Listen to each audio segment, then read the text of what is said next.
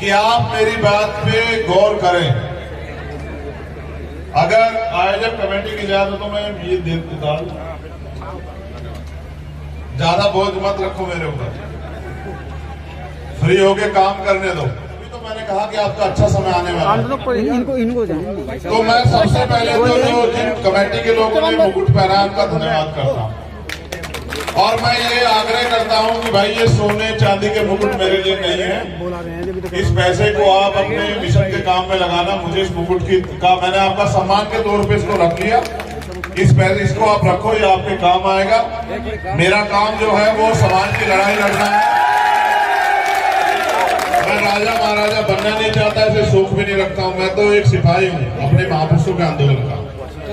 मैं आपसे बात करूंगा सम्मानित साथियों। अब तुम इसको थोड़ा पीछे, मैं इसको ले लूंगा, पीछे कर लो, जरा सा पीछे कर दो, फिर मैं इसको लूंगा। हाँ राजा मजा यार। मैं जो बात आपसे कह रहा हूँ ना, मैं चाहता हूँ जब आप मुझसे इतना प्यार करते हैं, धूप में खड़े हैं, मेरी डांट भी सुनते हैं, अपने साधन भी लगाते हैं, अपनी मेहनत की कमाई से एक एक पाई पैसा जोड़ के आते भी हैं, समय भी खर्च करते हैं, तो यार मेरी बात पे गौर भी क्या करो।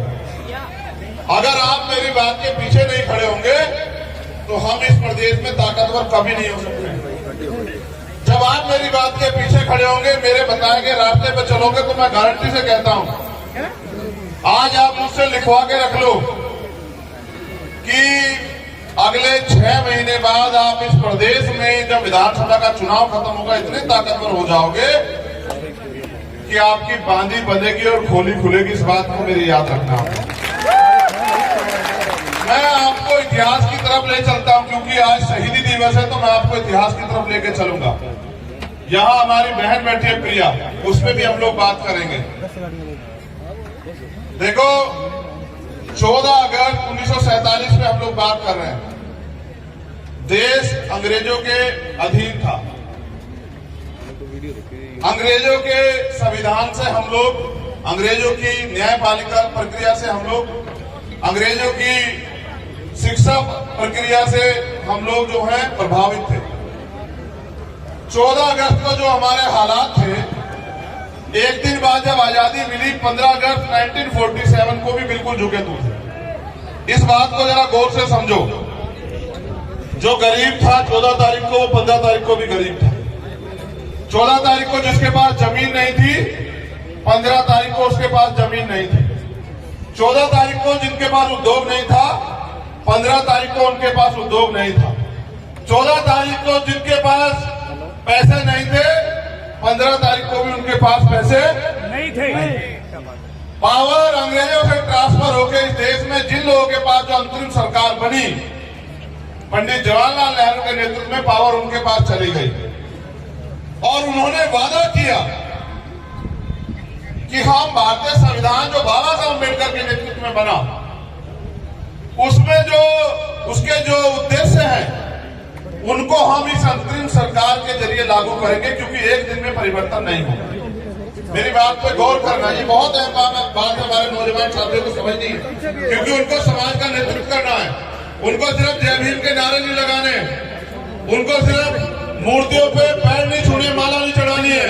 अगर उन्हें इस देश में अपने पैरों में खड़ा होना है, तो उन्हें इस बात को अमल में लाना पड़ेगा कि आपकी तरक्की कैसे होगी। 14 तारीख को जो जिस हालात में था, 15 तारीख को भी उस हालात में था, 16 तारीख को भी उस हालात में था। अगर हमारी जिंदगी में परिवर्तन होना था, तो वो बाबा साहब अम्बेडकर द्वारा लिखित संविधान में जो हमारे लिए अवसर पैदा हुए, उससे होना था।